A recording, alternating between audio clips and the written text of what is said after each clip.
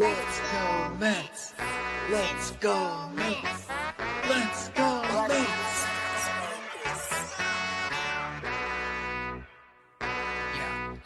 Yeah. You gotta believe and invest with your heart. Orange and blue till Mets do us part. Spring training, oh yes, it's the start. City Field gritty till Mets do us part. Hit home runs and knock it out the park. Big Apple till Mets do us part. You gotta believe and invest with your heart. Listen to the show till Mets do us part. John from Brooklyn, Ibby reps NJ. With the other team, I don't care what your friends say. Mets fans, we focus like a sensei. Listen to the podcast Monday, Wednesday. Made a couple bad plays, but we still won. Character, yup, we're gonna build some. Are you gonna check the pod? It's real fun. Just like Mookie, I will, son. So invest with your heart. Orange and blue till Mets do us part. Spring training, oh yes, it's the start. City Field gritty till Mets do us part. Hit home runs and knock it out the park. Big Apple till Mets do us part. You gotta believe and invest with your heart. Listen to the show. Available now on all streaming platforms. If you love the New York Mets, check out Til Mets Do Us Part. Enough rapping. Let's get to yapping.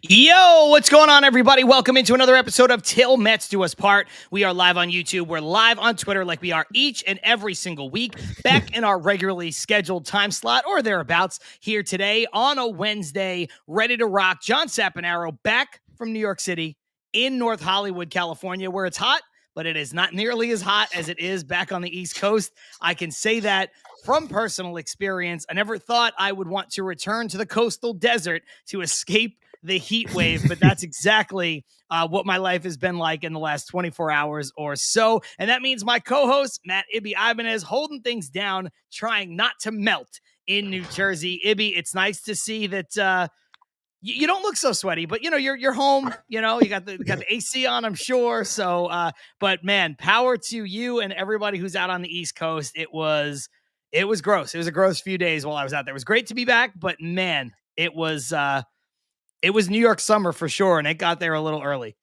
It is disgusting over here, John. I'm doing my best to say that, I'm doing well, but at the same time, it's very hot. The last 3 days have been 100+ degrees, barely any breeze, hard to breathe in my house, let alone outside. The hamsters they might die today. So who knows? So I apologize well in advance because they are working overtime over here, especially when it comes to the air conditioning, just falling behind with this heat. It's brutal, but not nearly as brutal as the team that we talk about on a weekly basis, because we said some things last show, which we recorded on Tuesday of last week. A lot has gone on with this team, and clearly my prediction for the week that would have been is way off.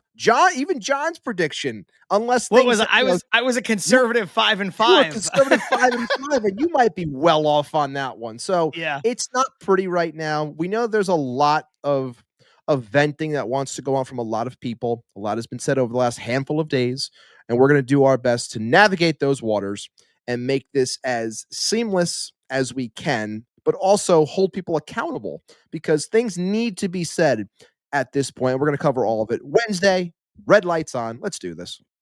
Absolutely. Odd Villain saying heat plus this team got my brain fried, following it up by saying being a Mets fan is like being friends with your ex sometimes. Shout out Odd Villain, Armand, Mess for Less. We got Brad in the house. We have Stanley Babbage. That's it as far as live commenters so far. We got about 50 folks in here watching live. I'm sure that number will climb both in viewers and in commenters, but shout out to everybody who's here at the top of the show. Ibby, before we get into the conversation with the Mets, and obviously there's a lot to talk about, just want to say really quick, give a second shout out to Armand, who I had the awesome opportunity to hang out with a little bit at Citi Field. We bumped into each other right as I was getting off the 7 train, and then ran immediately into Chris Ferraro's See Money by accident. Nice. Armand had hit me up and said, "Hey, I'm going to wait for you. I just got here." And then as we're walking in, I bump into See Money. So talk to them for a little bit. Shout out J-Mac Customs, who I was trying to link up with. He had that new reveal of the new sign, which was absolutely fantastic. Very cool. But so with that going on and with me trying to just get around and do as much in Citi Field as I can, didn't have a chance to see J-Mac, but shout out to him. Same goes for Odd Villain.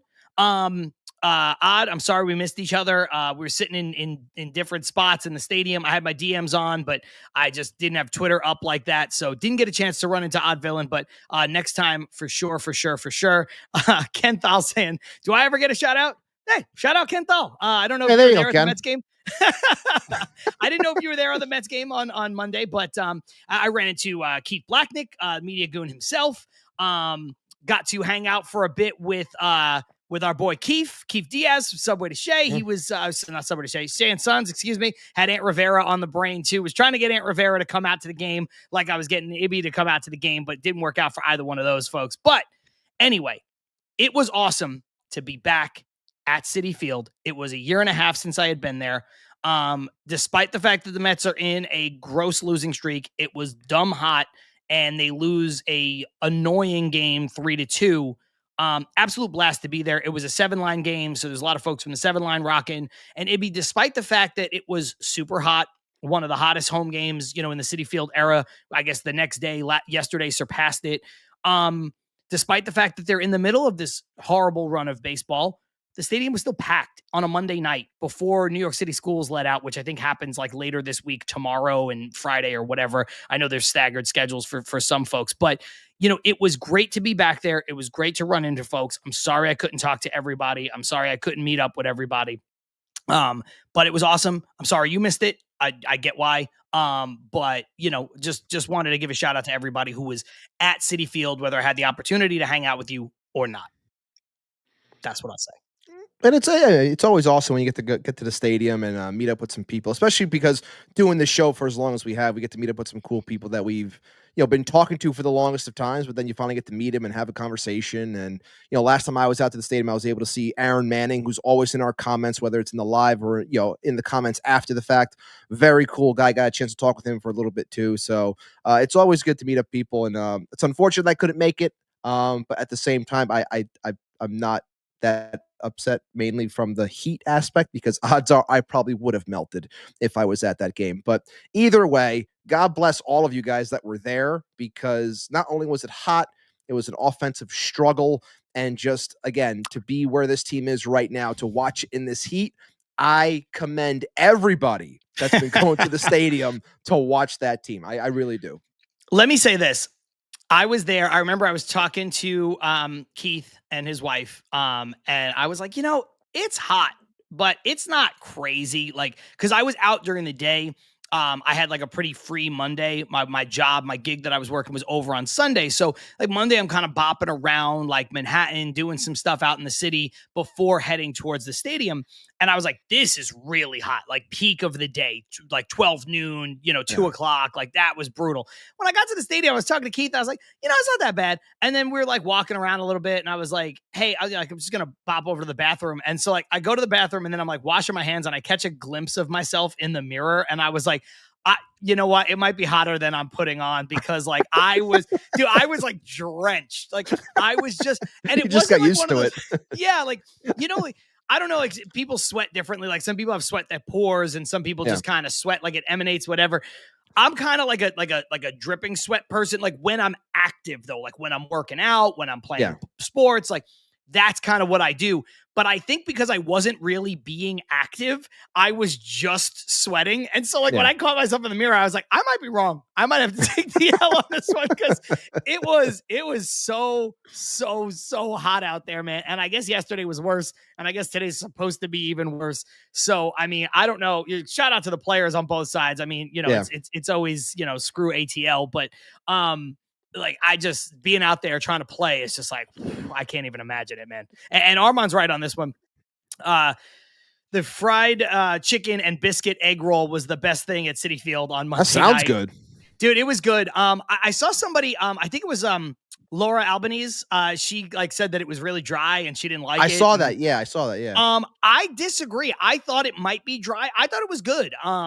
So, they started doing this thing where, every visiting series, they will have like an egg roll inspired by the team that's coming in. So like when Philly was here, it was a Philly cheesesteak. I love the idea for the Subway series, by the way. It's a bacon, egg, and cheese, salt, pepper, ketchup egg roll, which is like it's so New York. It's like so on point.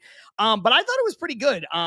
And shout out to the Tullamore stand out in center field where I bought a $30 spiked Arnold Palmer. Yeah, I was gonna say that's probably like $35.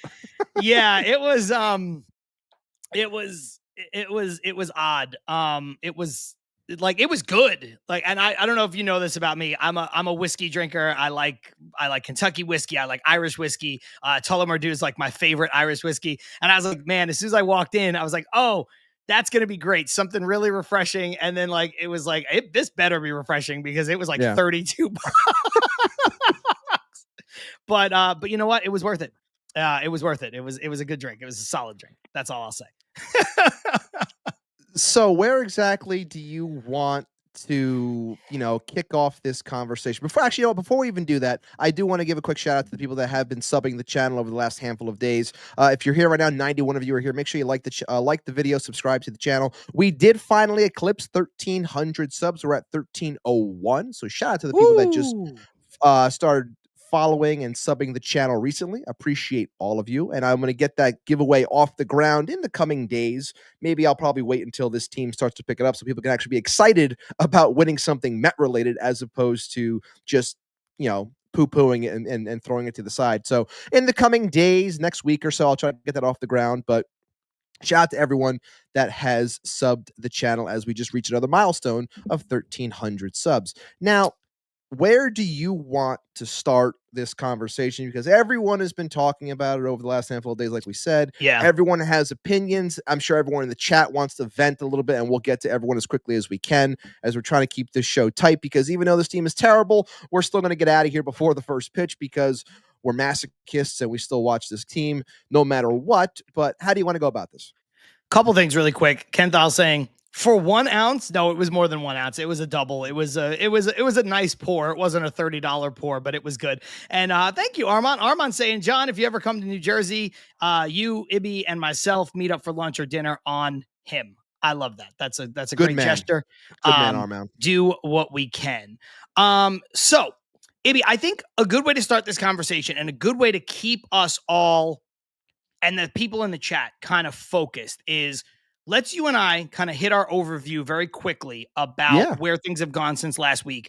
And then I would like to run through not letter grades like how we do with the off season or sometimes we do the midseason report card episodes. We're not going to go into that. But what I would like to do to keep us focused is, and keep the chat focused as well, talk about areas of blame and what has gone wrong and what can be better, and kind of explain what's going on. And what I mean is, just for example, we could start with the starting rotation. We'll give our thoughts on that. Then we'll move on to the bullpen, then onto the lineup, then onto the coaching, then onto the front office. And then at the end, we'll kind of hit a little bit from you and I's perspective and the chat as well of what can they do?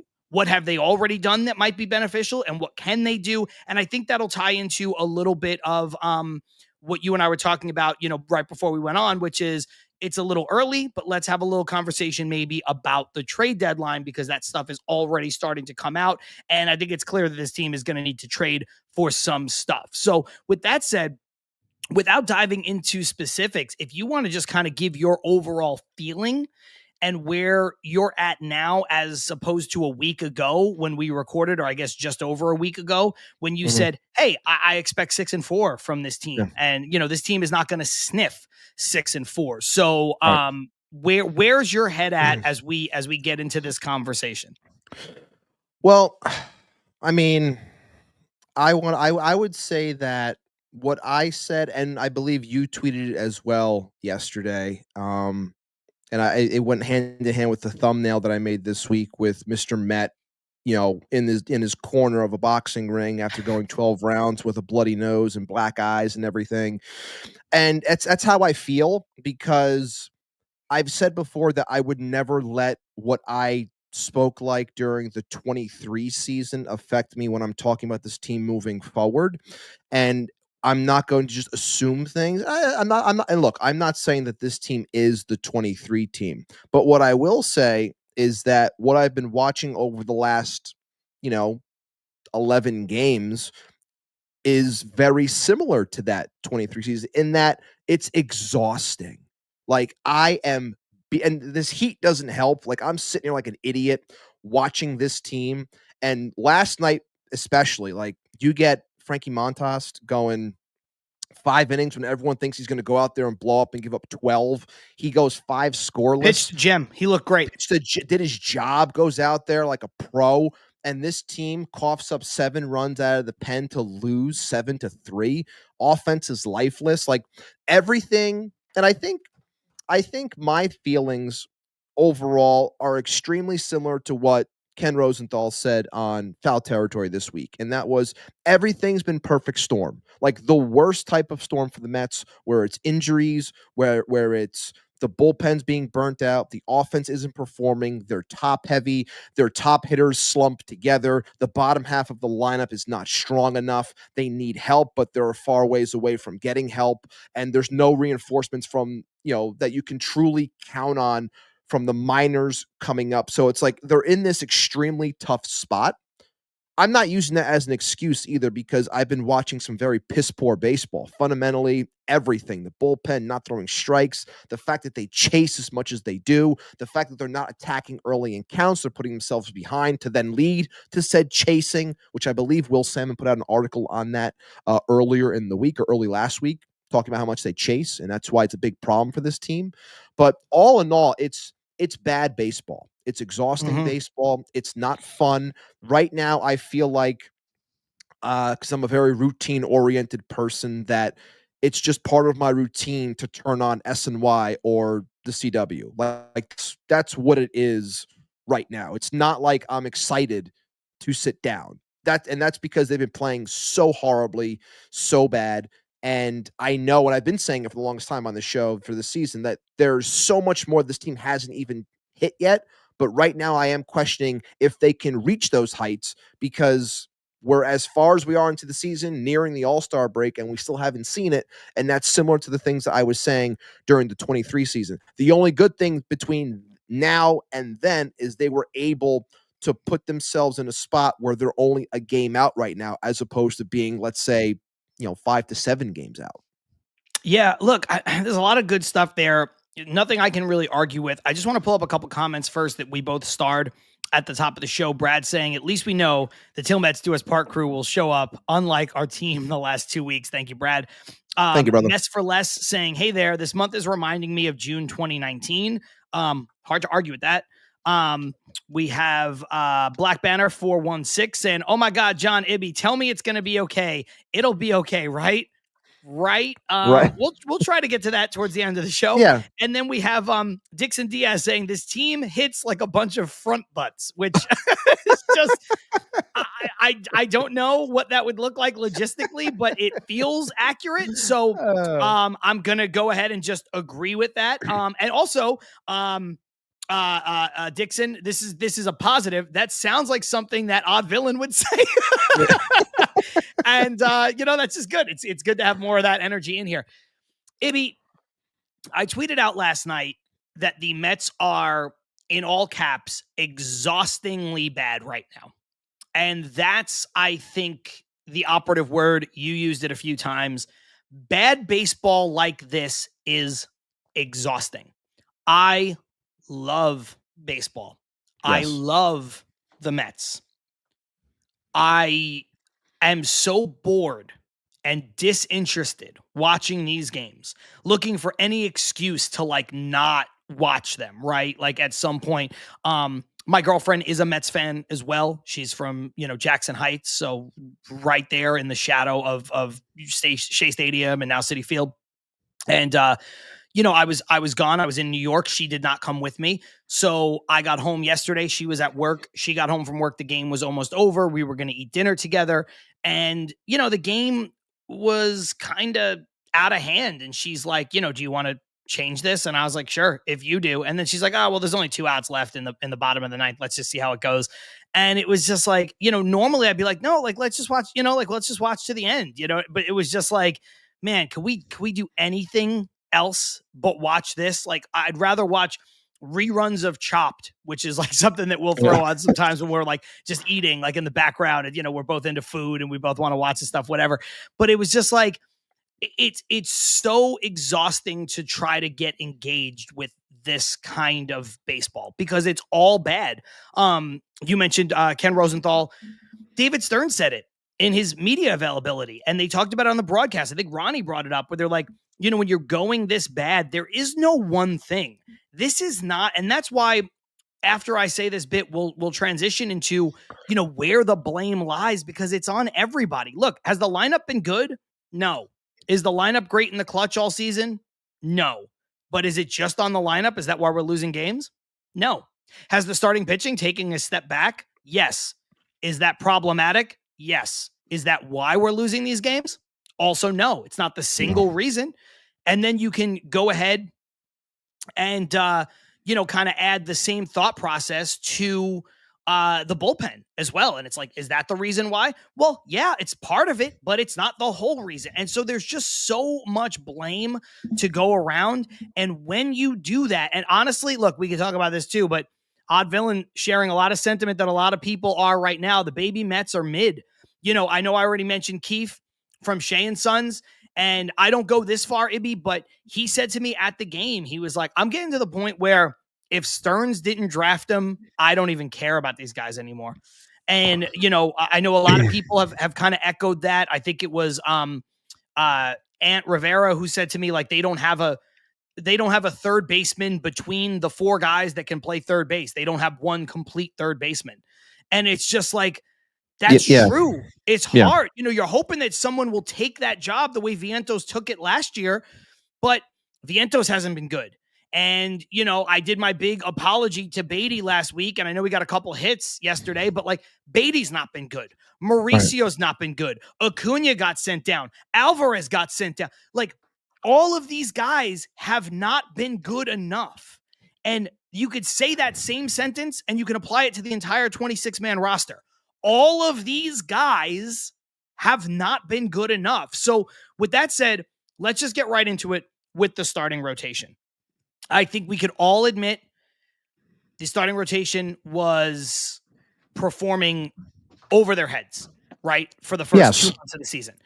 Better than you expected, better than I expected. And we both expected some good things out of some of these guys, right? Like we thought, wow, what a great bargain Griffin Canning could be if he just went from a 5.50 ERA to a 4.50 ERA. He was better than that. Look how great, how bullish we were on, Clay Holmes and the, transition into a starting pitcher, and we thought it was going to go really well. It has for the most part, but now you're seeing where he's already touching the relief pitcher workload and he's taking a hit because of it. He can't pitch as long. He can't go deep into ball games. He's going to have to start to get shortened up at some point if it hasn't already started in a real meaningful way. David Peterson, he's been electric since the middle of last season. He has a hiccup at the worst time. Tyler McGill turning back into the Tyler McGill we know. Paul Blackburn pitching like he still has a spinal fluid leak for the most part because that guy is trash. And then you have the injury to Senga and you have the setback to Minaya, and then you get Montas back. He gives you life, but again, the rest of the team coughs it up, right? Like that's why you can't put the blame on any one area because here is a guy making his first start as a Met, comes out, supposed to throw around 80 pitches, throws 80 pitches, pitches his ass off for 5 innings, hands the ball off to the bullpen coughs it up, and then the lineup can't do anything to even keep them in the game. So, as far as the starting pitching is concerned, Ibby, I think they're regressing a little bit to the mean, but to me, it's not the biggest area of concern. It's not. I think I think you'll see a little bit of ebbs and flows throughout the season. And I think right now they're on a downturn, but I think the starting pitching, and maybe part of this is because we don't have Minaya and Kodai Senga here right now. But for me personally, they're not the biggest issue. I would agree with that. And, I did put a poll in the chat on the YouTube side asking, what do you believe is the biggest issue with this Mets team right now? People are sounding off. We got 23 votes so far, with the commanding lead being about the offense, which we'll talk about shortly, followed by the bullpen, and then coaching and starting pitching, bringing up the rear at the lowest at 4%. So clearly a majority of people in here, at least, don't think it's the starting pitching. And I would agree with you, John. I don't think it's the starting pitching. I think that even though they are regressing, which a lot of us had said that they were going to, like you can only ride that high with the profiles that a lot of them have for so long. But I had said on this show, and I still believe this, that they could do enough. And even to this point, minus a couple of hiccups, minus David Peterson having his worst go in Philly that Sunday night, coughing up the 5 runs, like his worst start over his last, handful of starts. Like, all those things considered, I still think that the starting pitching has done a good enough job to win ball games. But the offense, on the other hand, hasn't been able to pick them up. So, no, I'm not going to sit here and blame the starting pitching. I think that they are doing enough. Now, does it have its limitations? Absolutely. Should it still be a focus of where they should go come the deadline? We'll talk about that a little bit later. But yes, I do believe it is, because I think you have to have some guys that are, seasoned pitchers that can handle some innings. And there are guys that are available out there, which we'll talk about, whether it's later today or a later date. But I'm not going to sit here and say that the starting pitching is at fault. I think it's the least of the issues, mainly because they're doing enough. They're not the reason we're losing. They're not. There are other factors coming into play as to why we are losing. So I'm not going to put this at the feet of the starting pitchers. There are other things that are clearly the issue. Yeah, and look, I don't think when you have a rotation made up of the players that the Mets have in the rotation right now, again, Senga's hurt, Manaya's hurt, so injuries are a factor, right? But injuries also don't allow you to sit on your hands as an organization. And to the Mets' credit, they have not sat on their hands. David Stearns, going back to last year, we learned, Ibby, how proactive he is. Or, as proactive as possible. Sometimes he's a little reactive, but that's all you can really do is see a guy get blown up and you're like, you know what, this is a failed experiment. I mean, you saw it today. They go out and they get Dickie Lovelady, and he's awful, and he's already been DFA'd. Jose Castillo was pretty good for us for a little bit. He was awful yesterday. Part of the reason why they coughed up the lead, he's been DFA'd. Both of those guys effectively off the team, right? So when you look at it from that standpoint, there's a lot of aggression here in what Stearns is doing. Even the way he built out this starting rotation, they were pretty deep. But then all of a sudden, the depth gets tested when Minaya and Montas get hurt. And now you look at it, and now Senga gets hurt, and Manaya's not back yet. Montas is back, but Tyler McGill, who looked good at first, now doesn't look as good. They don't have a lot of places to turn right now. They're getting the best that they can out of the guys that they have right now. And when you look at it from that perspective, I think this rotation is as good as it can be. Now, do I think it should be a focal point where they can add? Again, we'll talk about it later on in the show, but I do tend to agree with you. I just don't think that is the main reason why. And they talked about it on the broadcast last night as well, where they said, look, this team had an ERA of like, whatever, a staff ERA of like 2.50. Yeah. Now it's 3.7. That's a huge jump. But 3.7 for a staff ERA is still great. Yeah. So, did they get hit really, really, really badly in the last 2 weeks? Yes. But does that still put them near the top of the league? It does. And so that's why I can't look at this group as they are currently assembled, despite the bit of a downturn that some of them have seen, and call them the major problem. Let's switch gears, talk about the bullpen. Yeah. Because the bullpen coughed up the game last night. Mets bullpen is always going to be a sore spot for most Mets fans until we have one of the best bullpens in the league for at least a year or whatever, despite how fickle they can be. Mets bullpen at the beginning of the year looked fantastic.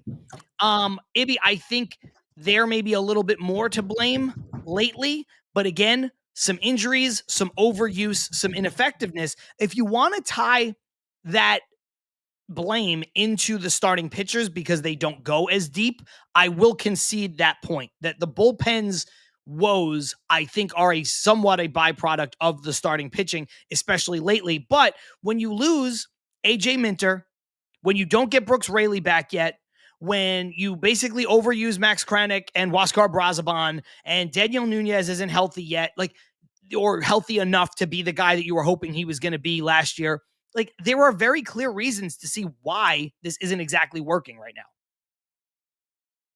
Yeah, and I think that I started a comment from Carson because I was talking with someone at work today, and I mentioned this same exact thing, and it ties into what we're talking about right now. And he says, he said it on his show. The offense has put the staff into the current predicament. They've been asking him to throw every pitch in high pressure situations because of the fact that this offense can't do what it's supposed to do at the amount that it makes overall. And I was saying something very similar to that, and being the amount of pressure that is put on for perfection from this pitching staff, starter or reliever.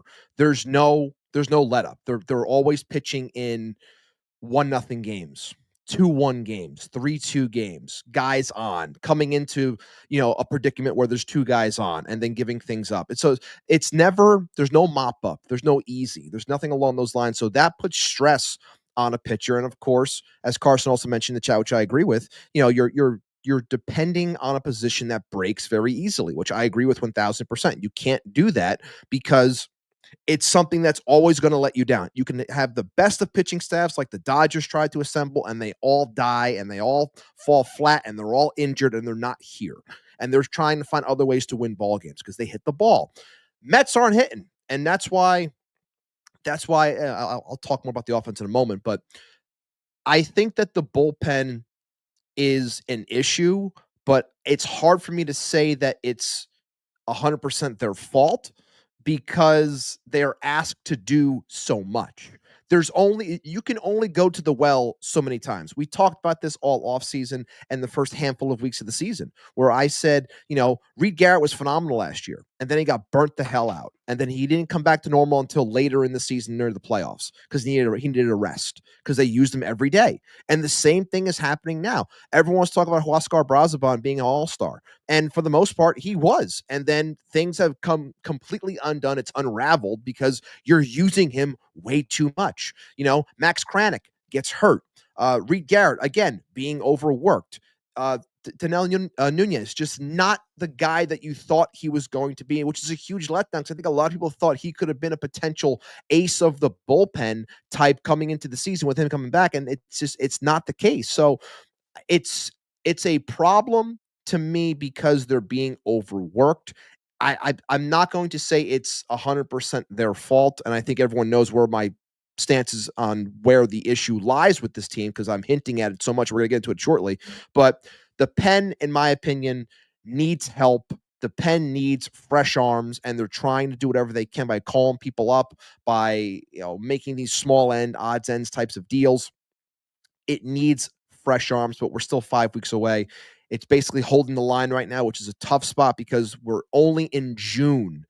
Only in June, and these guys are we say this every year. It's only June, and the pen is fried. It's only June, and the pen is fried. I feel like it's something that's just become synonymous with this team. It's June, but everyone's already fried out. So you want to put that on the manager. You want to put that on Stearns for not having the guys. You want to put that on just, again, pitching, the injuries. I know where I'm placing the blame, and we'll talk about it in a moment. Yeah, it's funny. I don't want to jump the gun here and start talking about the bullpen management or the assembling of the bullpen by the front office just yet, but it's hard to have the bullpen conversation without at least touching on that. And look, I want to maintain what I said at the offseason, what I said at the beginning of the season, what I've said since Stearns has gotten here. I support the idea of not giving huge money deals to guys in the starting rotation who are over 30. Agreed. I support not giving huge money deals to multiple guys in the bullpen, especially when they are coming off of their best years, right? Use Tanner Scott as an example. I love Tanner Scott. I think he's a great pitcher. I think he would have fit perfectly into this Mets bullpen.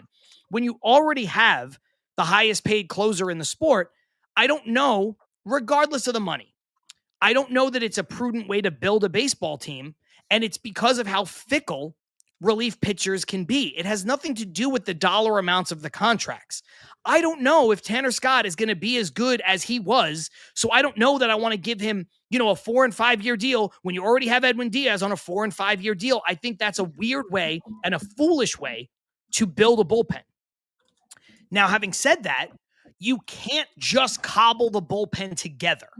Also, you do have to go get some proven guys, some guys in the bullpen that can actually do the job, some guys who have the plus stuff. Now, whether you find them on the scrap heap like the Rays do every single year, like to his credit, Stearns has done in his short time here and in his time in Milwaukee, that's fine. But when it doesn't go well, then this is the criticism it opens you to if you're Stearns, where it's like, well, you should have went out and got Tanner Scott. You know what I'm saying? Where it's like it opens you up to the criticism because the guys that you have brought in aren't working.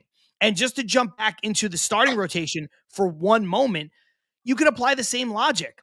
Look, you and I were both like, not Corbin Burns, not on that deal. He didn't look great last year despite having great numbers. There were some things showing that maybe he's not going to be able to hold up. He signs $260 million deal, and he's already out with Tommy John, right? Like, I don't want to go and give those deals to those players.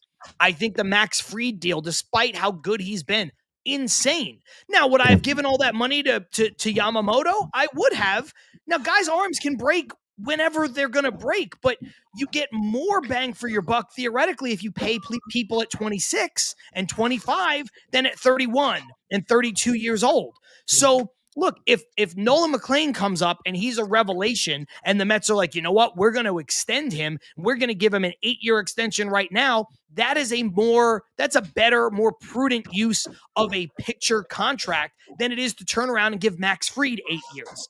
And I think those two things need to be understood while also saying, but if you don't do that, if you don't go sign a Corbin Burns, if you don't go sign a Tanner Scott and pair him with Edwin Diaz, whether or not I agree, you agree, the people in the chat agree, it is going to open you up to criticism. I don't know if that criticism is fair, Ibby. Honestly, I can't say whether or not that criticism is truly fair, because I believe in the system that Stearns is operating under. However, the criticism will be there because people are going to go, well, this guy was better and you didn't go get him. So it's a tricky spot to be in. Let's move on to the lineup. Let's get the lineup conversation out the door before we go into the break. Your thoughts on where this lineup is and as far as the blame should be placed at the foot of the lineup. This lineup is top heavy. This lineup understatement of the century. this lineup cannot hit with runners on. It continues to fail. I'm not someone that really subscribed. I forgot who posted it, but they posted the whole clutch rating, which is very subjective. And they were saying how Juan Soto was the worst in the clutch. I think Brennan Nimmo was third on that list. Best was Pete Alonso, and he was ranked like 18th out of 20th or something in baseball. I'm not even going off of that. I'm just going off of the eye test and what I watch on a day to day. And this team gets runners on. They can't advance. And it's why they hit, they hit 7 solo shots. That's how they got their runs against the Phils, because nobody was on base. The second someone gets on base, forget about it. Odd in the comments just said that they're shook the second that they see people on base and they're pressing. The 5 through 9 is unwatchable. There's too many auto outs. Like, I looked at today's lineup and it's like, what, we got the bottom half of the lineup that's going to have Beatty Mauricio and Hayden Sanger. It's like that's an inning right there. You lose 2 innings, 3 innings of a game when it comes to offense because you have nothing of production on the bottom half. You have a lot of question marks. And like I said before, you're still 5 weeks away from any type of reinforcement. And we'll talk about, more about that a little bit later. But it's ugly. It's very ugly. And I'm not sure if it can be figured out in the short term, because I don't like the talent that you have on this ever moving carousel of 5 through 9. No matter what you put, no matter how you like, everyone's always line up, driven like, oh, this guy should be batting here, this guy should be batting here. It's like, I'm not even so much on that. Like, I don't think it matters where you bat these guys because I don't think It doesn't. we're not getting the results. So It it's doesn't. like I can't complain about McNeil batting 5th versus McNeil batting 8th. What's the Mhm. difference at this point? Because we're not getting anything from anybody. So Yeah. I mean, and the whole third base conversation, what you're saying, Ant Rivera said, which was spot on, about how we don't have a third baseman, and we don't. And I had said multiple times throughout this entire process, I understood what David Stearns was trying to do. And that is, I have to come into a job and I have to see what I have to know what I have to do. I can't just assume. I have to actually let things play out, give guys time, and see if I have something. Last year, it worked for Mark Right. Vientos. It did. Mhm. This year, not so much. Sophomore slump, hurt. He's back tomorrow. We'll see what happens. Not thinking of the world, not thinking of the things that I had predicted in the offseason. I have to just wait and see with him at this point. Brett Beatty is playing third base, and he deserves third base because he plays great defense. That's the only reason he should be out there right now. You didn't get anything from Luis Angel Acuna catching wise. You didn't get anything from Francisco Alvarez, and it's just showing you that you gave these guys the rope, and they chose what they chose with that rope. They basically hung themselves out to dry, and it's not working. And that's a lot that you have to make up for. And that's a lot of your lineup because you want to run with the kids. And I understood giving the kids some run because you had to see what you had, but it didn't work. And it's ugly right now when you look at those numbers. Ron Rizzo, another one. Ron Rizzo doesn't belong up here right now. He doesn't. Why anyone throws that guy a fastball, I don't know. I would throw him breakers every single pitch until he showed patience to take the walk. Because if I'm going to throw you a fastball that I know you can hit 440 feet, I'm not throwing you a fastball. I won't. Show me you have patience. Until then, I'm not giving you anything. So all in all, the bottom half of the lineup is driving this team down. It's putting a lot of pressure at the top. And like I said before at the start, the top of the lineup tends to slump together. That's been a theme for the Mets for a while now. Like Lindor and Alonso always seem to slump together. They were going off. Soto wasn't. Now Soto's going off, and now everyone else is ice cold. Like, there's only so much that one guy can do. And I mean, he's trying, but I'm not going to place any blame like others have on Juan Soto for one at bat in that game where Dylan Lee made a pitch of his career to strike him out. But yeah, pitch was filthy, man. Like, I'm not going to blame off of one pitch and criticize the guy for why this team is losing. He's not also the reason why they're losing. He was the only reason why they were close. He was the sole reason they were in that game. But people were saying that. I heard some of it earlier today. And I thought it was a little bit ridiculous. But I get it. People are venting. People are angry. Which is fine. But the reason why this team is where they are is the offense. I had said probably 3 weeks ago now that this offense needs to start carrying this pitching. Otherwise, things are going to turn. And we're seeing it. Did I expect it to turn this badly? No, I didn't. But at the same time, this offense is supposed to carry. And it's not. The pitching has done an incredible job to this point, and it should be commended for what they've done. Even during this slide, the pitching has still done enough where this offense should be putting up 4, 5, 6 runs a game. But the second this team goes down 1-0, 1-0 feels like 5-0. Yep. 3-0 feels like 8-0. 5-0, forget it. The game's over. I don't have any hope. Braves got 7 last night. I was like, the tease is going to come. We're not going to win this game. And we didn't come close. They teased and they lost 7-3 or 7-4, whatever it was. It's the offense. I'm putting the blame on the offense, and however people want to take that. If you want to single out certain players, I could single out the kids. I could single out Chavez. There's a bunch of people I could single out if I wanted to. But in general, the reason why this team is where they are is because the offense is not providing what they thought, what everyone thinks that they should be doing. I completely agree with you. If you're just joining us, by the way, Ibby and I have been running through kind of by positional groups. We started with the starting pitching, then onto the bullpen. Now we're obviously talking about the lineup and not assigning letter grades or number or percentage of where the blame is, but we're trying to figure out because each facet, by the way, has had some hand in the Mets being this down bad for the last 2 weeks. You don't go from where the Mets were riding so high to where the Mets are. I mean, just scraping the bottom without everything kind of falling apart, and everything has. But I'm going to agree with Ibby here. To me, it's the lineup. And it has a lot to do with some of the things that people have been saying in the comments. Ken Thal, too much pressure on the starting pitching because the offense is such garbage. He said that before when we were talking about the starting pitching. Truman Quinn saying the bottom of the lineup is unwatchable. I'd put unwatchable in all caps, bold, underline, ink that jumps off the paper, like anything you can do, because unwatchable is the understatement of the day.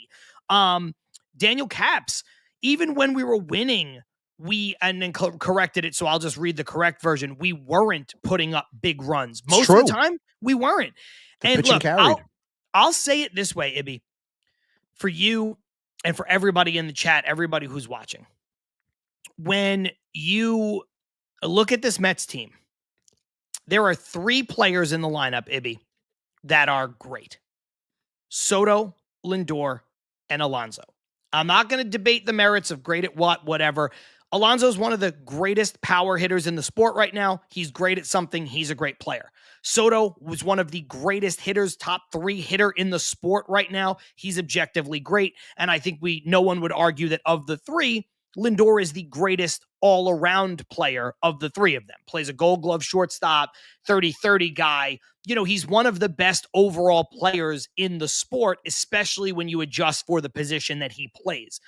Those are 3 great players at the top of the lineup. The Mets and Met fans, we should all be grateful to have. No argument there.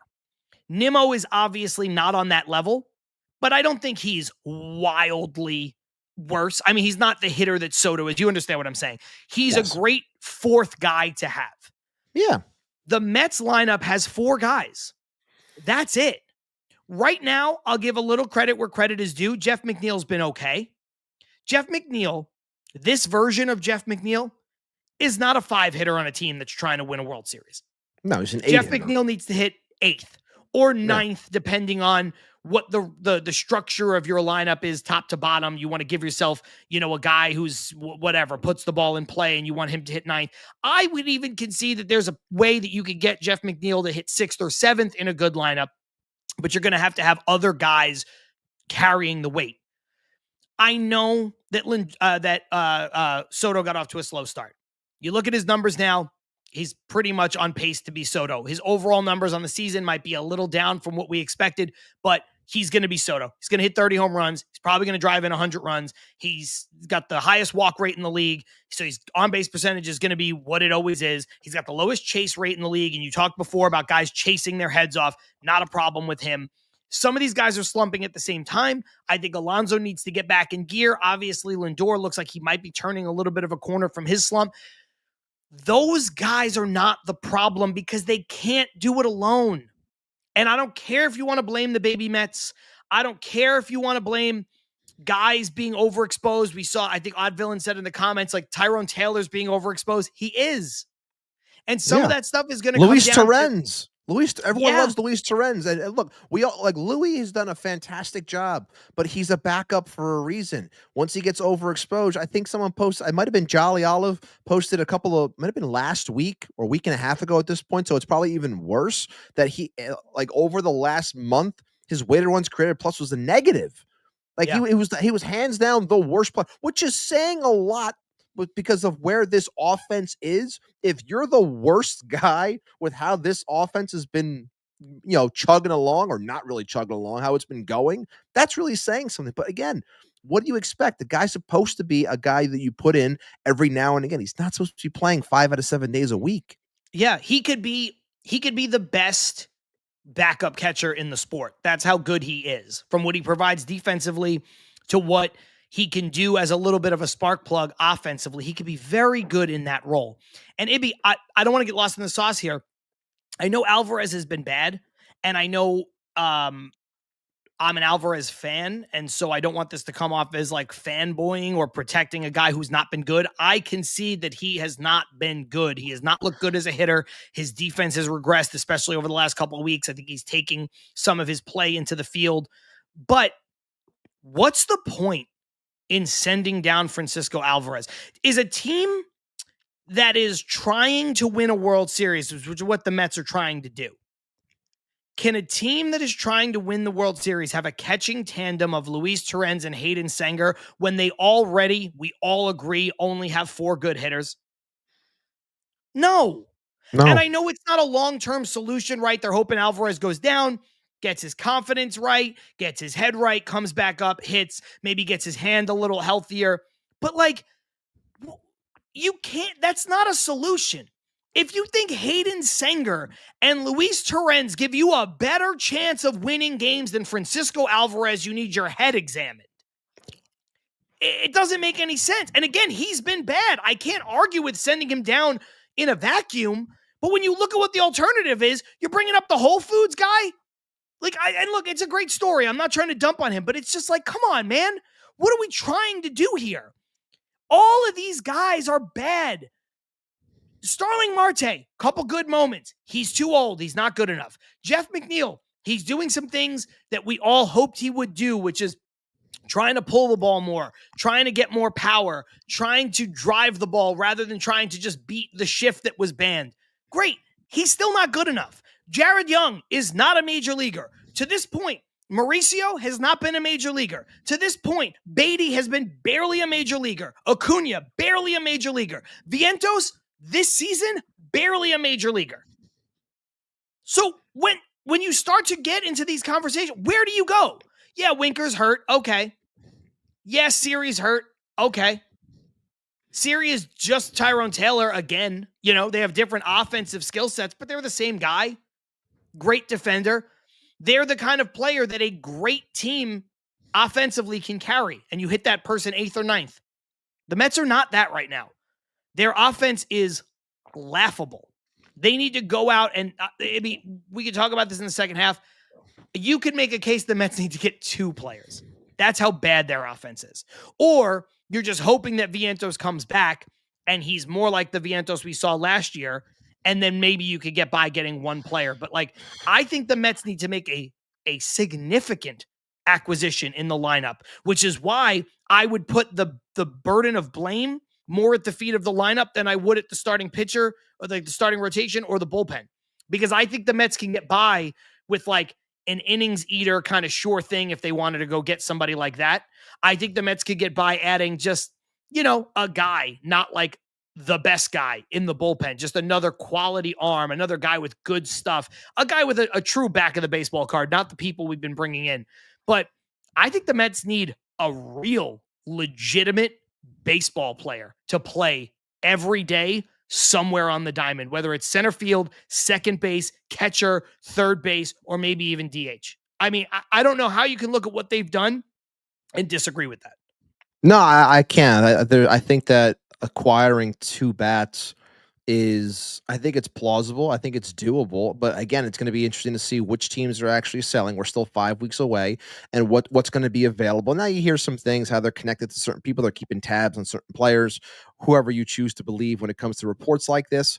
Something was just put out recently about the Mets keeping tabs on a certain center fielder from Chicago, but it's not good. And to bring it back to Alvarez real quick, because I saw some people having some thoughts in the chat.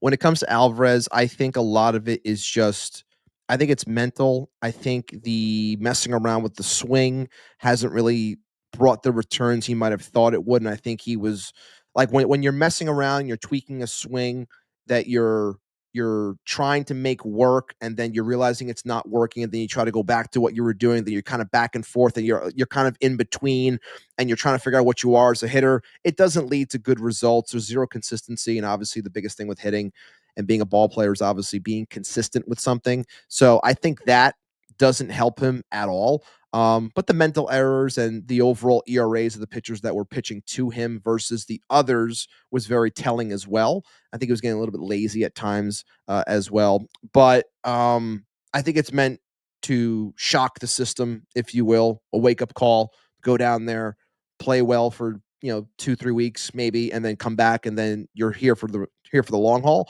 But I think he has to show something, and I think a big thing for that is going to be going down to a place like Syracuse and playing that type of baseball and saying that, okay, I'm here for a purpose. I'm not going to be pouty face and upset that I'm not in New York. I'm here for a reason. I need to wake up. I need to get better. And, does the injury help him because it was to the hand? No, it doesn't help a catcher when the injury is to the hands and how it saps your power and it takes away your best asset. That doesn't help anybody.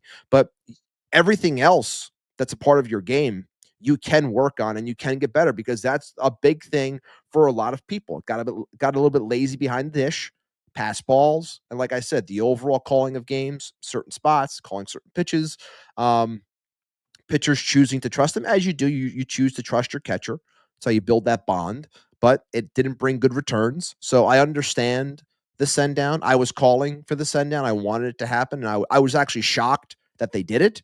I didn't think that they would, and obviously they did. So I think it's a good thing, and I hope it's a short stay. I hope it's a 2 to 3 week stay where he can come back and actually provide something for this team. Because to your point, you'll want him to run into something, and he has a chance to run into something as opposed to Sanger or Terens, because they've been overexposed. But at the same time, it's about all facets of the game, especially from the catcher, that you got to call a good game. You can't be lazy back there. And the other two are working harder behind the dish as opposed to Alvey. So that's a big part of it too, because the pitching has taken a downturn and you want them to do better. So obviously when everything is going the way that it is, you're trying to find some good and extract every single bit of good that you can out of something. So they're going defense, as opposed to running into a home run, because obviously he ran into the home run, then he got sent down right after. So I don't have an issue with it in that sense. Hopefully it's a short stay and hopefully he gets his head right. But he does have some work to do, that's for sure. Couple comments I want to address. We'll head into the break. Carson saying this lineup needs depth. It has plenty of star power. They miss Winker. Yeah.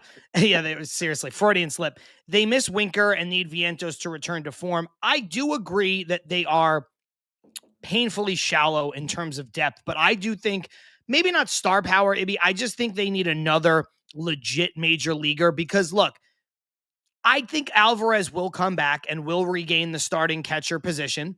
Whether or not he becomes a 30 home run type of catcher, this season, obviously the numbers, he won't get there, but you know what I mean? Like whether or not he becomes that kind of guy this season when he comes back, who knows? But I think he'll come back and do enough to get his job back and be an asset.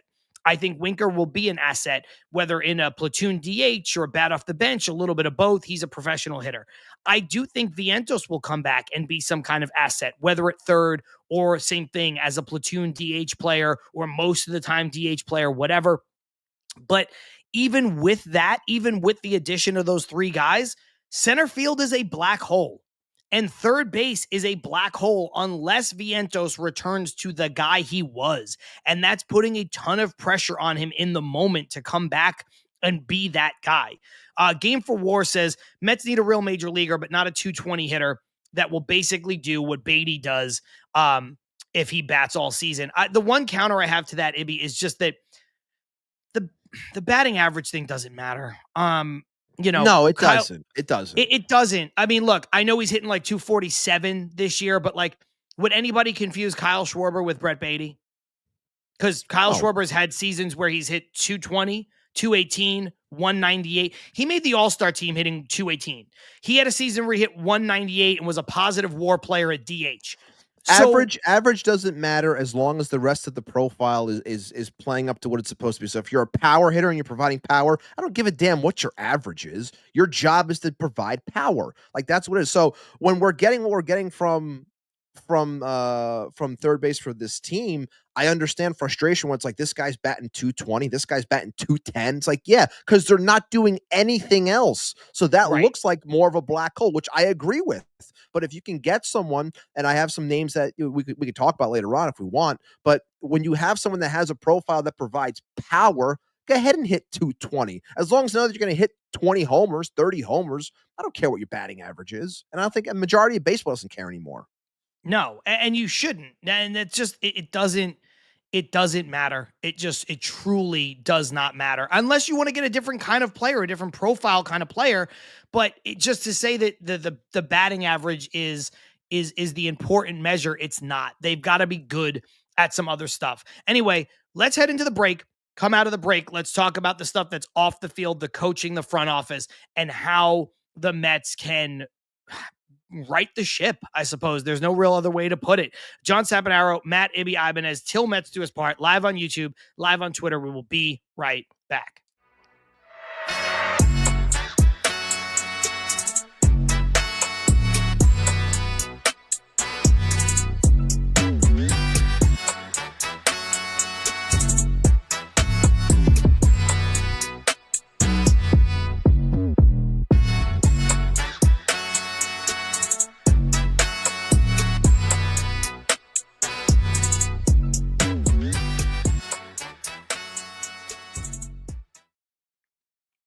Yo, just like that, we are back. Til Mets Do Us Part, live on YouTube, live on Twitter, like we are each and every single week. John Saponaro, Matt Ibanez. We are talking all things New York Mets, the good, the bad, and in this case, the very, very, very ugly. This is the first sort of episode like this, Ibby, that we've had to do in a while. You know, the Mets went on their run in the middle of last season. Even when their season ended in the NLCS, there was kind of, you know, you always eulogize the season, but there was a lot to be proud of then. Mets got off to a great start this season. There was a lot to just like pound our chest. Best record at home, starting pitching ERA, bullpen ERA, overall staff ERA. Yeah, Soto was down a little bit, but, you know, I never put too much stake in that. Neither did you. Now you look, Soto's just, you know, fine in terms of how Soto needs to be. But this is the first kind of, wow, not only did things get bad, but things got really, really ugly really quick. Before we get back into the conversation and we're talking starting pitching, bullpen, lineup, where the blame goes, we're going to move on to the coaching in the front office coming up here in just a moment. Ibby, let's hit him with a quick word from our friends over at Independent Safes. Absolutely, John. IndependentSafes.com. Independent Safes are protecting homes and businesses with secure residential and commercial safes. Fireproof peace of mind in every corner. Visit IndependentSafes.com today for security that stands strong. And obviously, I think that, you know, a lot of people think about this segment that I have that I'm going to play right now because there is someone that needs or some that have to go to this place. So let me just hit the music really quickly. Til Mets Do Us Part. Dope of the day. Dope of the day. The dope of the day, or dopes of the day, there's multiple. It's the offense for me. This team in general, I'm not going to just single one out. It's the whole 26. It's the entire operation. They all deserve to be in the safe right now because they're playing such piss poor baseball. And it's not anything that anybody wants to watch, especially not in this heat. Shout out to the ones that did go out there. But in general, this team deserves to be put into the safe, locked up, maybe not thrown in the river because I still want to watch them the rest of the season, but locked up until they realize what they can be and go out there and actually do it. But that's what I would do. And there's someone else that I would put into the safe, but I'll save that for my ending that has to do with something a little bit more baseball related as opposed to Met related. I think I know where you're going with that one. It's a bit of a segue on that one, but IndependentSafes.com. Tell them Til Mets sent you. They'll take care of you. $99, free shipping. Get whatever you need. They got you covered. Tell them Til Mets sent you. By the way, we are live on YouTube, live on Twitter. If you missed anything, you can watch the entire episode as soon as we end the live stream in about a half hour or so. We're going to get out of here before the game starts. That is our goal in season always. So if we have to be a little tighter here in the second half than we were in the first half, that's fine. I think we got a lot of the heavy lifting done in the first half because I think the blame does fall mostly on the players that are on the field. Now we're going to change and talk a bit more about the coaching and then the front office. But just remember, the best way to never miss an episode is to subscribe and turn notifications on. And if you can't watch us live, that's fine. If you have to get out of here early, you have to join us late, like I said, you can watch the entire episode. And for an episode like this, where we're kind of breaking things down by categories, this is really what you want to do. Go back and watch whatever you missed or listen to the entire episode on Spotify, on Amazon, on Apple Music, all of those places. It'll drop about an hour or so after we are wrapped up here. Ibby, I gotta say two things. I'm not sure what Carlos Ramos means when he says after the Alvarez comment, John needs to go in the safe. To be honest, I don't know. I think what I said about Alvarez is clearly the best catcher on this team. I don't care if you cut him in half at the waist. Actually, I don't care if you cut him in half in either direction. You can cut him horizontally or vertically in half, and he's still the best Like, he's the best overall catcher on this team. I don't know if he's the best defensive catcher on this team. I think that's probably Terens. Sanger even might be better than him defensively, but this lineup's not good enough to just have Hayden Sanger catch games. That's crazy. And I'm always I love Game for War, but saying bunch of analytics believers, notice where analytics and new dumb baseball thinking has gotten the Mets exactly where they're at now. I will always say the Los Angeles Dodgers, who are the cream of the crop in terms of running a baseball organization, are one of the most analytical teams in the sport. So if you have a problem with analytics, it just doesn't really hold water. I think it's just an easy scapegoat to blame. And there are plenty of real things to blame, maybe. And I don't think analytics is the boogeyman that a lot of people, no, it's the easy way to go about it. It's the easy way to go about it because the game changes over time. And we always just go back to thinking about what we thought the game was, and we don't evolve with the game. It's not the problem. There are plenty of other things that are the issue, which we're talking about right now. And it's not so much the analytics of it. It's just the overall baseball of it. And Carson saying, he needed to be sent down. He was costing us games. It was getting bad. Talking about Alvarez, I agree. I said that earlier. I didn't have an issue with sending him down. It's just that once you do what you do to the lineup, what you create, like, I know he needed time to clear his head. I'm not arguing with the sending down. It's just like, he's got to come back and be the starting catcher. This team's not going anywhere because they're not going to be able to get a starting pitcher, a relief pitcher, a third baseman, a center fielder, and a catcher. Like, that's not going to happen at the deadline. No. And the most obvious person to come back and be a contributor more than anybody else is Francisco Alvarez. I would even put him ahead of Vientos. I don't know, like, because I just think that Vientos is going to play. I think he's going to play less third base. So I think he's going to play less of a factor. Vientos, I think, can come back and be the DH, but I just think you're going to need Alvarez to come back. I don't think that's an unfair statement, right? I don't think it is. I don't think it's an unfair statement. I think he has to come back, and you hope that he can. But like I said, I think the biggest thing for him is going to be when he's down there, he has to still put the work in, and especially in the spots where, like, to Carson, that he was alluded to what I was saying before about him. Like, you got to put the work in when it comes to being behind the plate. Don't be lazy. Call a good game. Block. Like, that's the main reason why. I think, at least, that's why he got sent down, because of the way he was acting and going out there and playing behind the dish. We want him to hit better, of course.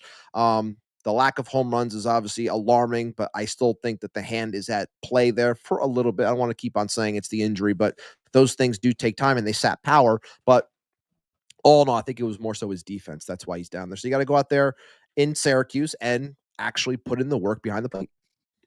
Yeah. Look, let's talk about the coaching staff. Ibby, of the three areas we've spoken about so far, you and I both agreed the lineup is the biggest, most consistent, or in this case, inconsistent reason why we are where we are, why this downturn has gotten so bad. Because even as the bullpen and the starting pitching has slid back a bit, they have not blown up every game like last night got blown up. There have been winnable games. There have been games that the Mets should be in. There have been games where the pitching's not great, but they're only letting up 3 runs. Mets need to win that game. When I was there on Monday night, the Mets give up 3 runs. You have to win. You cannot lose that game 3-2. Not to a division rival, not to the Braves, who have done a great job of trying to bury themselves for the first 2.5 months. And not when you're at home, not when you're a great team at home, not when you're trying to stop a losing streak. Like, you just have to find a way. And so I think the lineup is the biggest culprit. Conversely, I got to be honest with you, Ibby, I think the coaching staff as a collective is probably the least to blame right now. And I don't know if people are going to be upset with that. There are certainly some issues that you could say with Carlos Mendoza and his bullpen management in a game here, a game there. Fine. That's fine. That may have cost them a game here or there. It's not the reason why they're down bad right now. It's not the main reason. I don't like Eric Chavez. If you want to fire him, I would be team, let's fire him right now, just for the sake of doing it. Hell, you can either even fire him and Barnes and just get a fresh voice in there. I have no issue with that. But I think the offense has been so bad and some of the injuries have limited the choices so much that I don't know if you can lay the blame or a bulk of the blame at the foot of the overall coaching staff. Do you agree or disagree? I agree with that because there's only so much you can do with the players that you have. It's still, and I'm always someone on this show, as much as we talk about, the Chavezes and the Barnes of the world and coaches, I still always say that it comes down to players. Players got to go out there and play. Players got to go out there and perform to the back of their baseball cards or go out there and do what they're supposed to do to try and win ball games. And if they're not doing that, it's hard for anyone. But of course, it's always the easy scapegoat to go right to the coaching. But look, there are questionable calls, not having guys ready, putting someone out there for an extra inning when they shouldn't have, not having someone already warmed up. Like there's a bunch of things and parts in the season that I can go to where I can question Mendoza, no doubt. There's plenty of questioning that I've done on this show when it came to Chavez and approach and things of that nature, 1000%. But again, I'm always someone that says it comes down to players. I'm not going to fault, and I think it might have been Carlos in the chat before when saying, like, why is McNeil in center field and not Tyrone Taylor and this and that? It's like, when I see things like that, do I like the idea of Jeff McNeil in center field? No, I said I thought it would be a joke if it happened. I turned it into a joke for a short and a TikTok, and I still don't like the fact that him and his short steps are out there when it comes to playing center field. Like, I don't think it's proper, but they're fishing for some offense in any way that they can, and they're trying to get some run out of Mauricio to see if they can provide anything, and they're keeping Beatty out there, and we'll see what happens when Vientos comes back and how it mixes in with DH and Marte. Like they're trying to get the offense moving, so they're putting guys in spots where it You might could say be it, square Ibby. peg round hole. With what? What am I going to say? They're desperate. They are Right now. I mean, they're desperate for offense. That's why Jeff McNeil is playing center field. Yes, they're desperate for offense. And so I can't fault him that much. Yes, there are, like I said, there are moments within the season that you can always say, what the hell was he thinking? Why did they do this? Why didn't they do this? Why would someone not, brought in whatever? Like, I'm not going to deny that. I do that too, where I can sit there on my couch and say, what the hell are you doing here? This makes zero sense. Why didn't you challenge that play? Previously, a couple of games ago, it was the Philly game. It's like, why didn't you challenge that play? You didn't do it.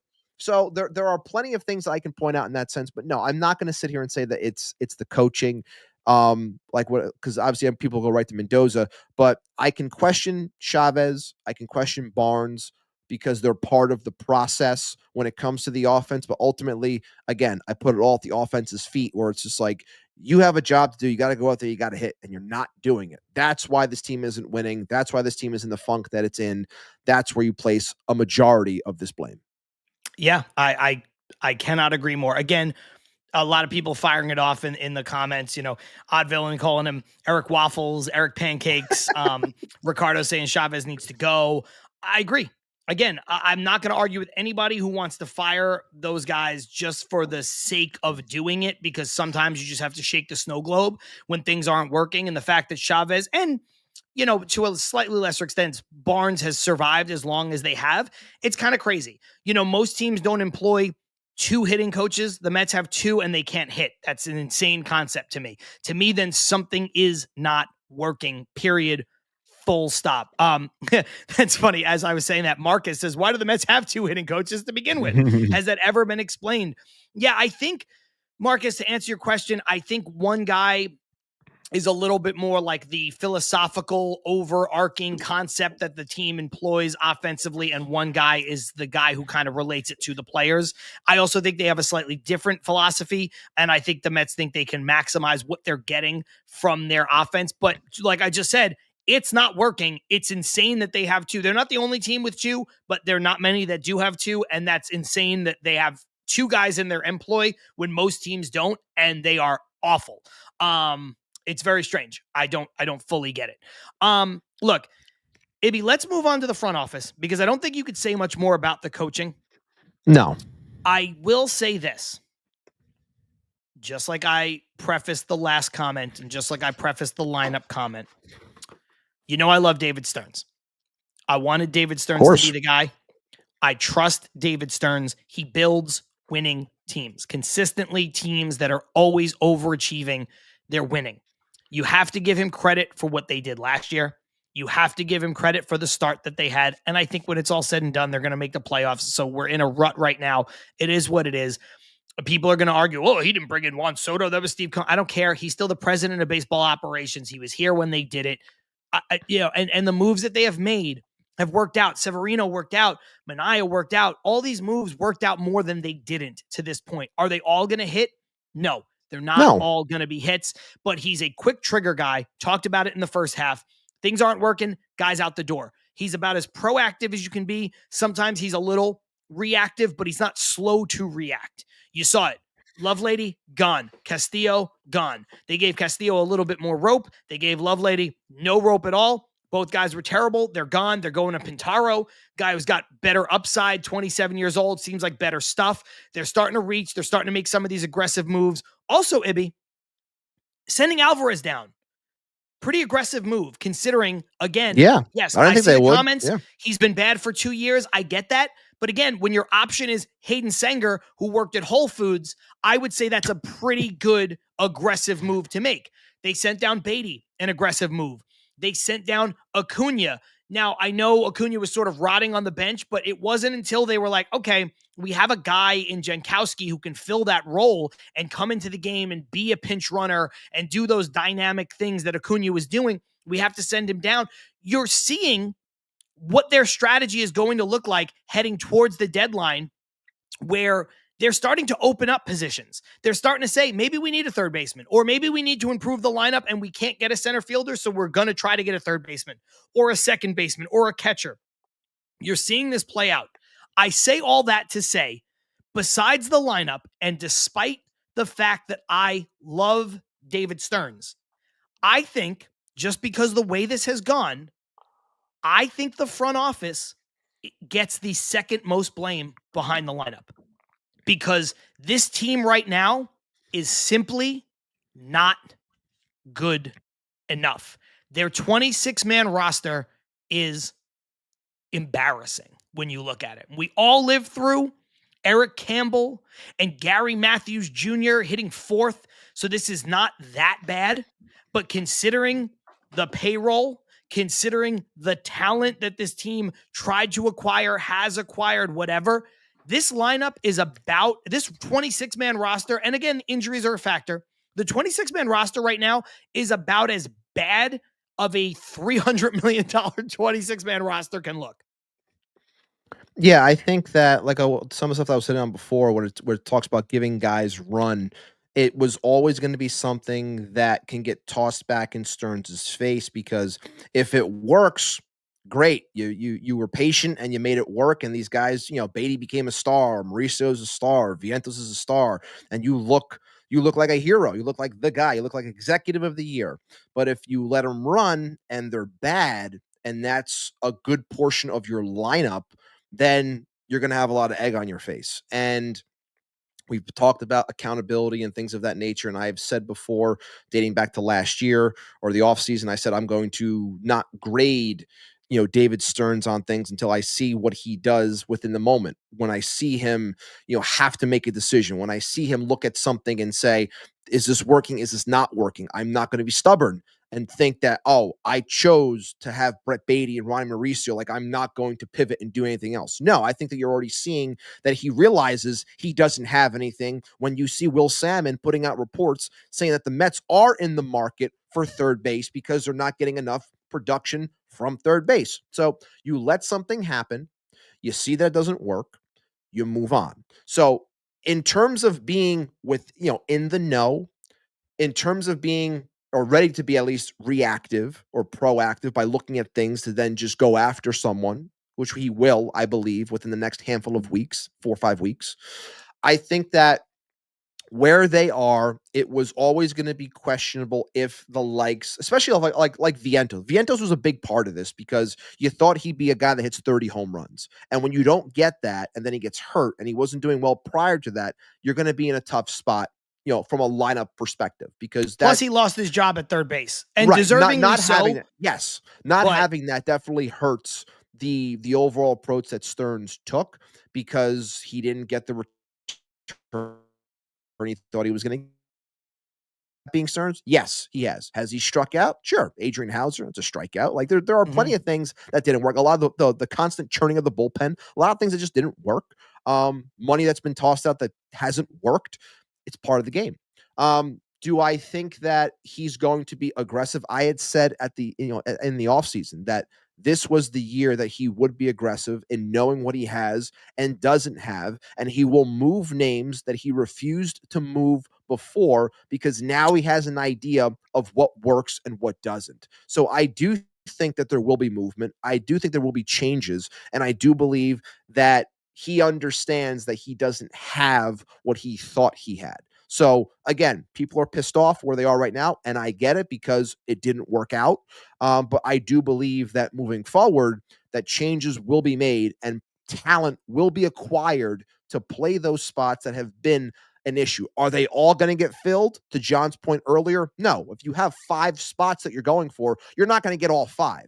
You're lucky if you get 2 to 3, depending on what the market's like. You're lucky if you get 2 to 3 spots filled. So other people are going to have to step up in certain places, but I do think that they can change things. But in general, it was always going to be a tough spot if it didn't work.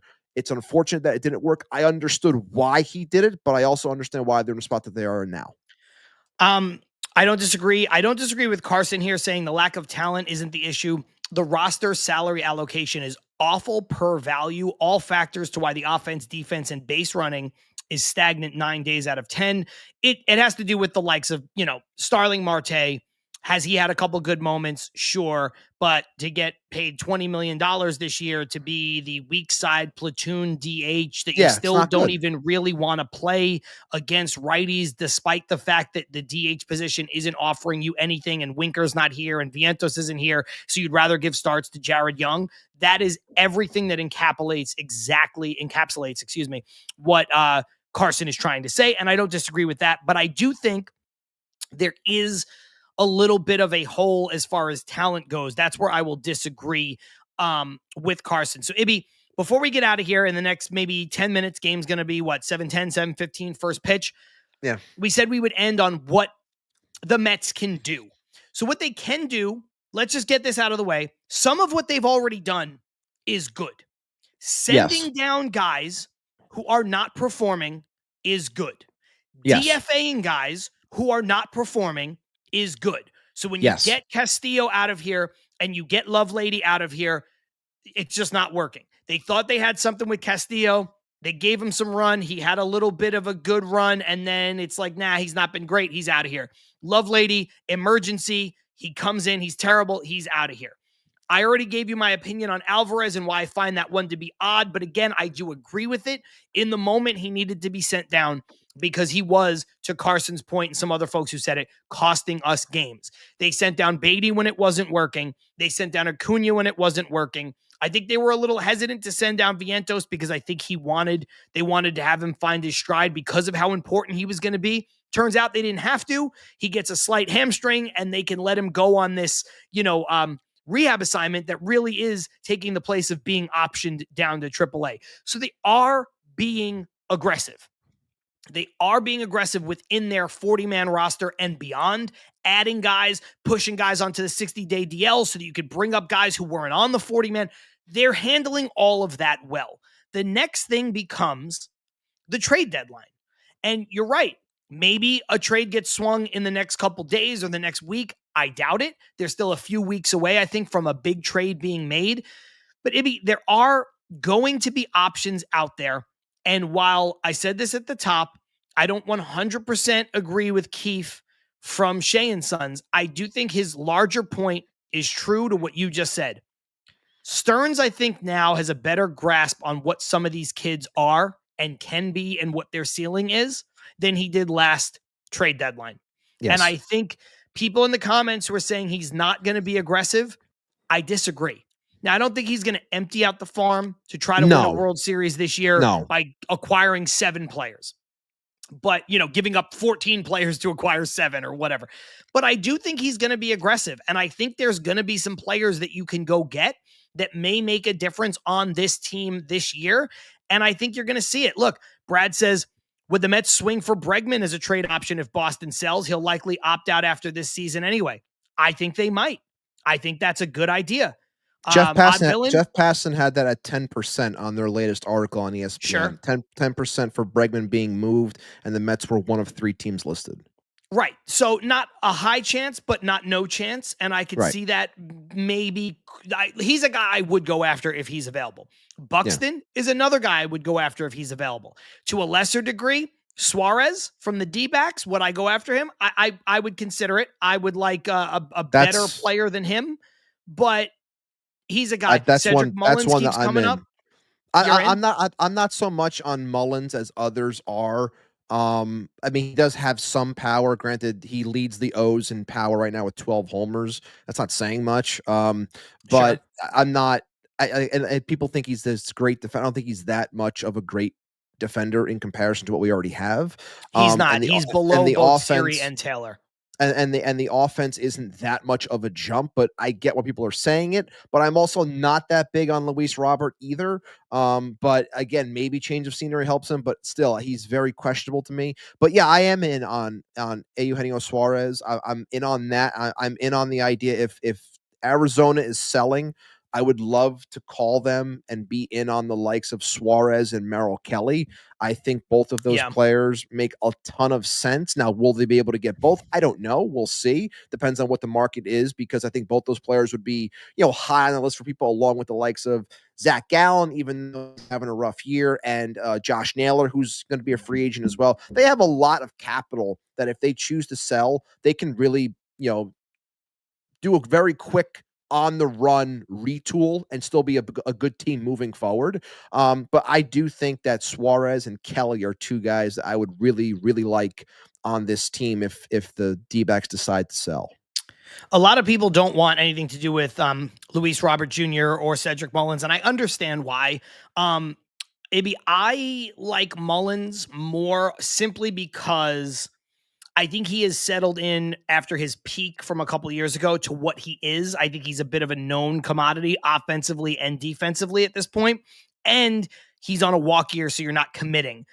Look, Luis Roberts signed a deal that looks like it was going to be a steal when he signed it. He's been bad ever since, and he's gotten worse every year. Like, he's kind of going through what Michael Harris is going through with the Braves, where it's like every year since his big year, he's gotten slightly worse and slightly worse and slightly worse. And now he's in the midst of his worst year ever. Now, he's got so much talent, and that team is so awful.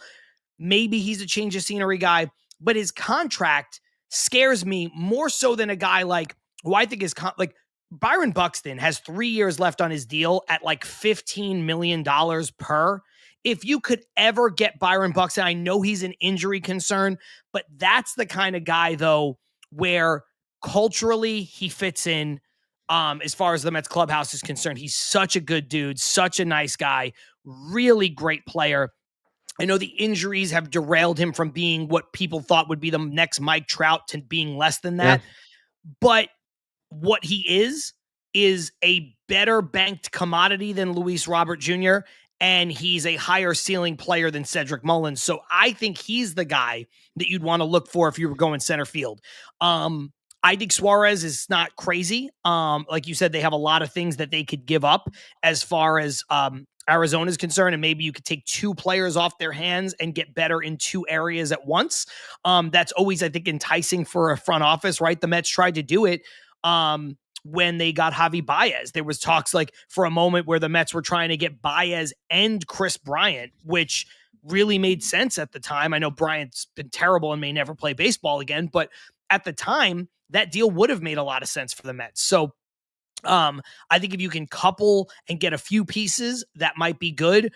The other player, going back to the Twins, I know people are not going to want to hear this, and I know whatever, but like, if you could, the contract makes it a little trickier than Suarez, but even a guy like Correa, pop him at third, go that route. There are guys that are going to be available. You look at the Rockies, and I know he's having a bad year, but you look at a guy like McMahon.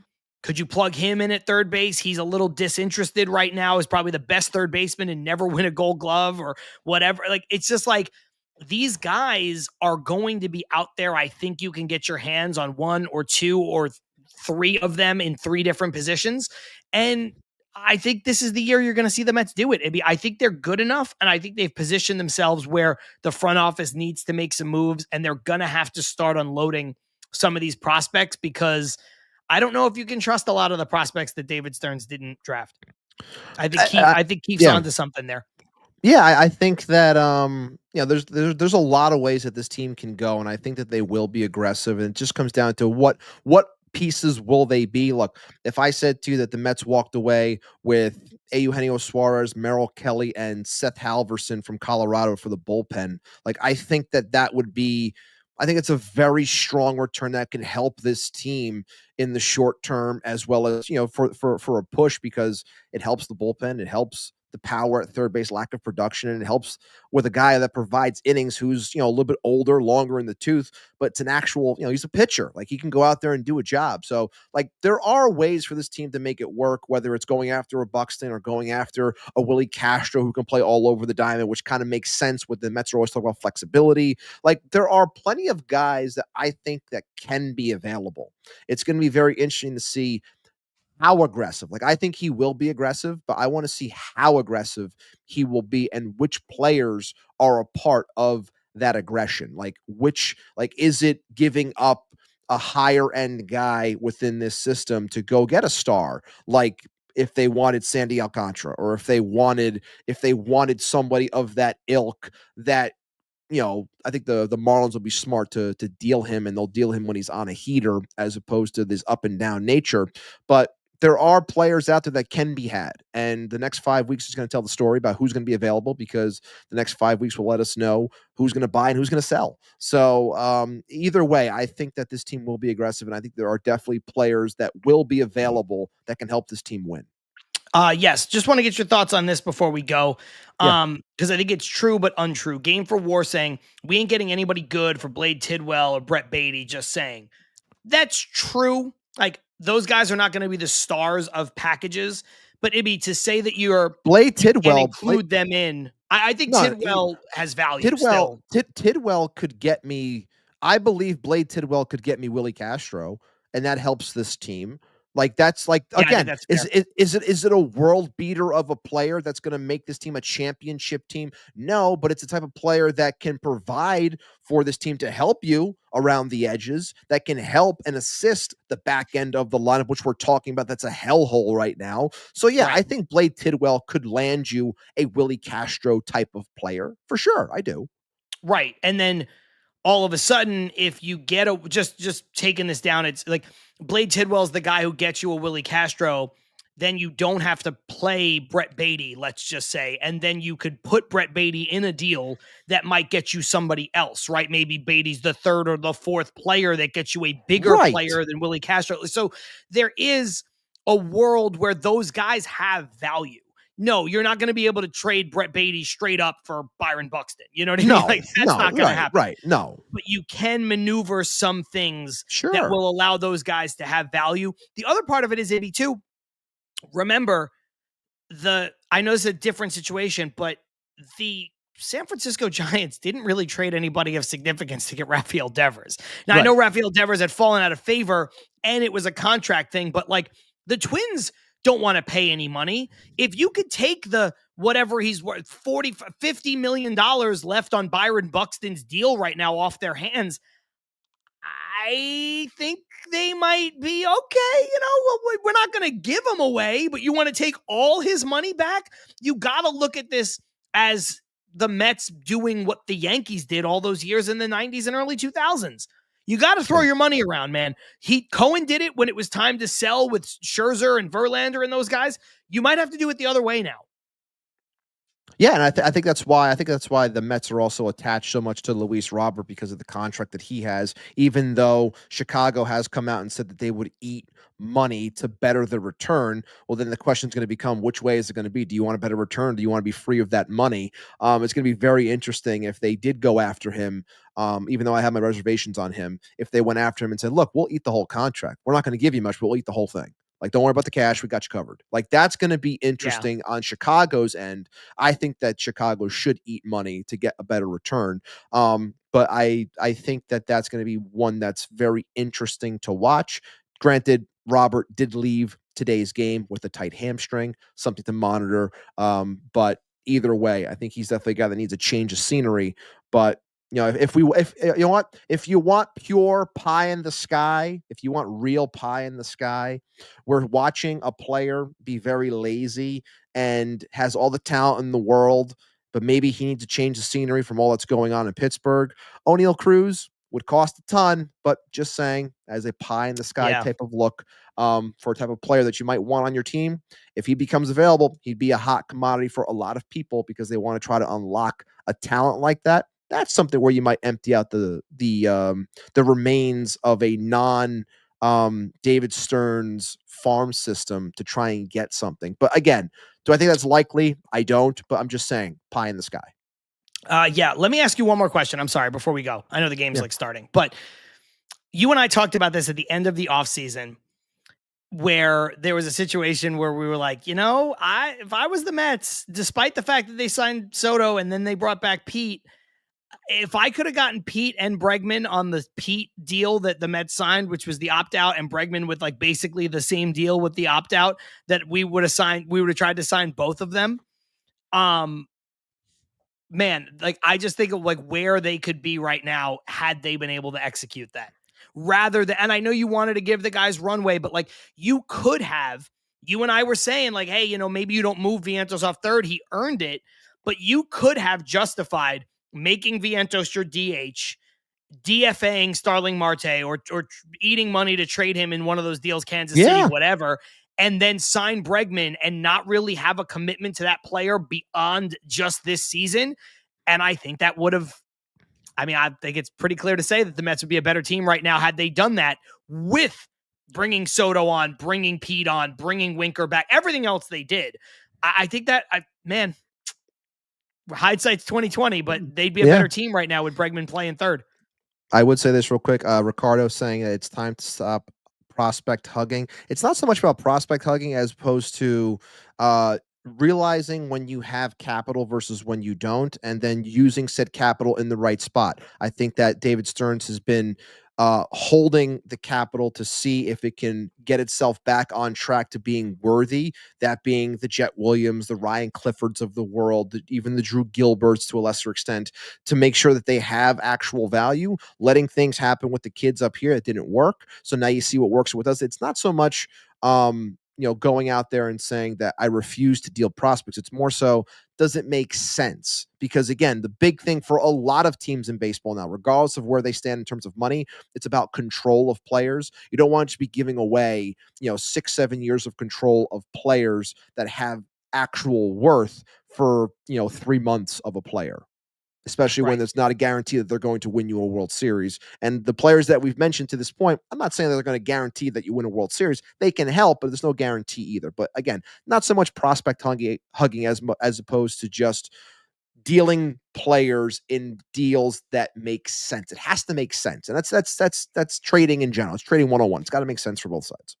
Yeah, absolutely. The game has started. Apparently, holy shit, Jeff McNeil robbed. Oh, no, sorry, wrong comment.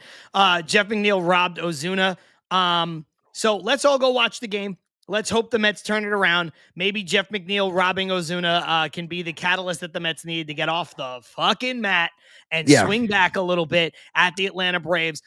It wouldn't change the entire thing, Ibby, but if the Mets can just win the next 2 games and split this series with the Braves, it'll start to push them towards where they need to go. You got to get off the mat. Split the freaking series, show some life, look alive, get the bats going. Last final thing that I want to say, I'm putting a complete jackass into the safe this week, and that's the guy who said the things that was said to Til Marte about his mother, which is disgusting and wrong. I understand people pay money for tickets. I understand that you pay to boo. You think you are entitled to say whatever you want. Still improper. It's just disgusting to say something like that to a person that lost someone the way that he did. So I'm glad that not only the Diamondbacks stepped in and banned that person from coming to the stadium, but the rest of Major League Baseball suspended that person from every stadium. So, F around, find out, said something stupid. It's disgusting and wrong. So I'm also glad that the Diamondbacks subreddit posted a charity that was backing that of Cattell, and it's really taken off. So good on that subreddit. Good on the fans for backing him. Good on Major League Baseball all around. We don't get to say that often on the show. Good on Major League Baseball, but this one, very well, very well job done. That doesn't make sense.